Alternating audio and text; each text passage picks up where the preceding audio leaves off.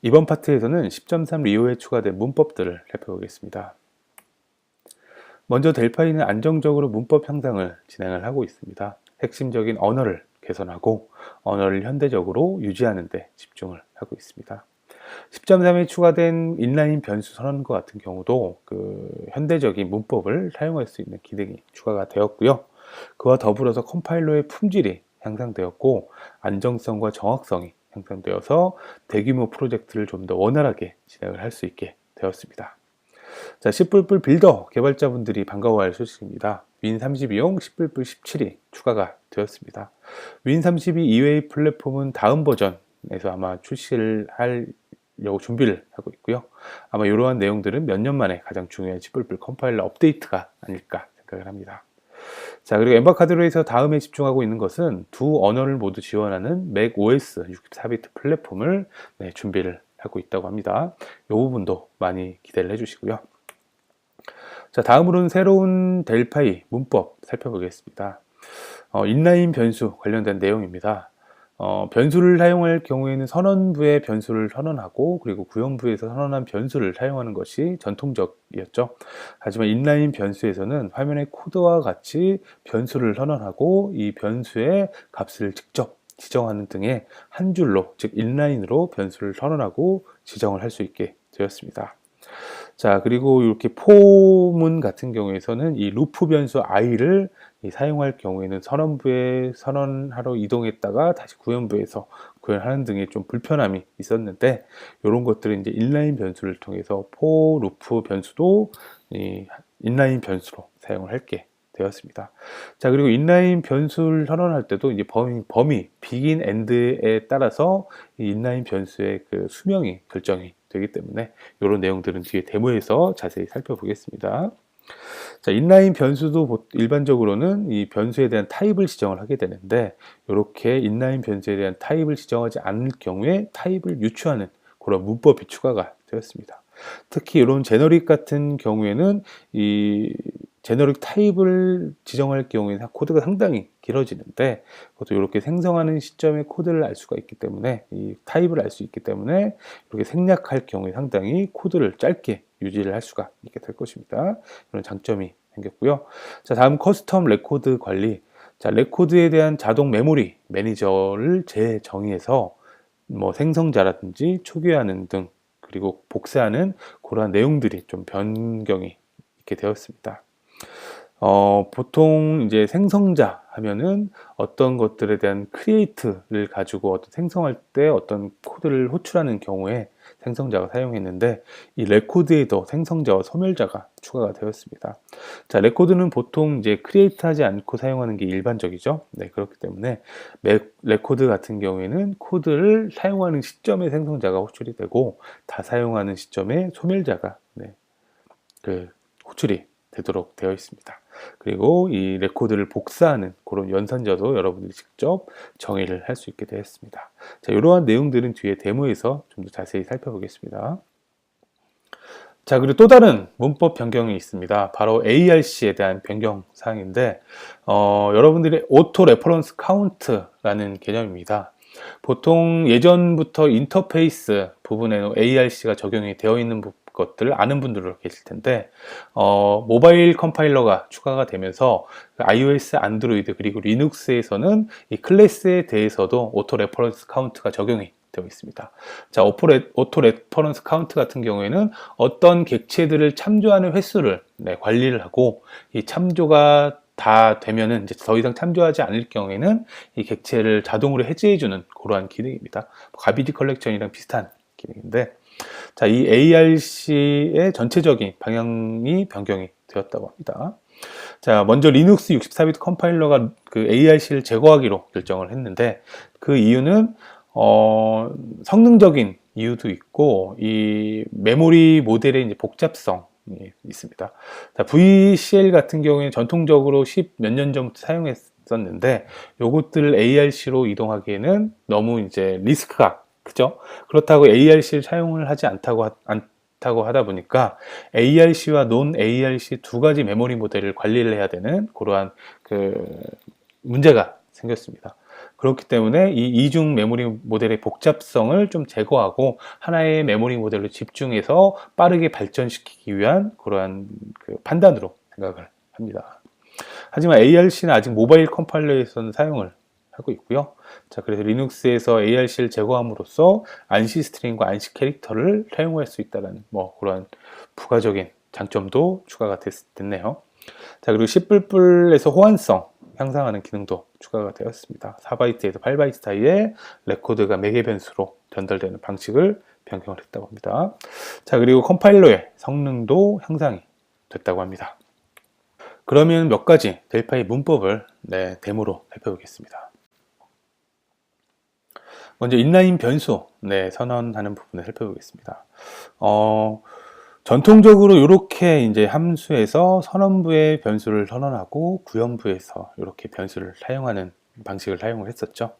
자, 이제 앞으로는 이렇게 이제 인라인 변수를 통해서 구현부에서 변수를 이렇게 선언해 놓고 사용을 하도록 여러분들이 사용을 할 수가 있습니다. 자, 그리고 이제 변수를 선언하고 그 초기화하는 것들을 한 줄로 인라인 변수에 한해서 한 줄로 이렇게 사용을 할 수가 있습니다. 그리고 이렇게 이제 여러 줄의 인라인 변수를 선언을 할 수가 있죠. 자, 그리고 인라인 변수의 경우에서는 이 비긴과 엔드 범위에 따라서 이 인라인 변수를 참조할 수 있는지 못하는지가 결정이 됩니다. 자, 이렇게 i 같은 경우에는 비긴과 이 함수의 비긴과 엔드 사이에 있기 때문에 어디서든 사용을 할 수가 있죠. 하지만 이 if 조건 안에 있는 j 변수 같은 경우에는 자, 이 else에서 사용을 하거나 아니면은 이 if문이 끝난 다음에 사용할 경우에는 참조 에러가 발생을 할 겁니다. 한번 해볼까요? 자, 이렇게 사용을 해서 컴파일을 한번 해보면은 자, 이 j 같은 경우에는 이 if문에 있는 begin, end에서 이제 선언을 하고 사용을 할 수만 있고요. 그 외에서는 이 변수를 참조를 할 수가 없습니다. 자, 이렇게 인라인 변수의 범위는 begin과 end 사이에서 유형하고 그리고 그 수명도 이 begin, end 사이에서 다하게 됩니다. 자, 그리고 뭐 몇 가지 이제 변수 같은 경우에는 이 인라인 변수 같은 경우에는 어떤 그 변수의 타입을 지정을 하지 않고도 타입을 유출을 하게 됩니다. 정수형 같은 경우에는 일반적으로 그 4바이트 변수를 사용을 하게 되고요. 여러분들이 좀 더 작은 이제 데이터를 사용하기 위해서는 명시적으로 데이터 타입을 지정을 해야 됩니다.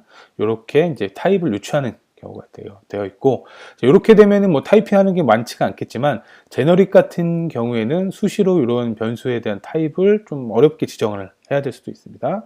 하지만 여기 짧은 코드들에서는 이렇게 제너릭에서도 그 변수에 대한 타입을 지정을 하지 않아도 아주 좀 더 코드가 훨씬 더 짧아지게 될 것입니다.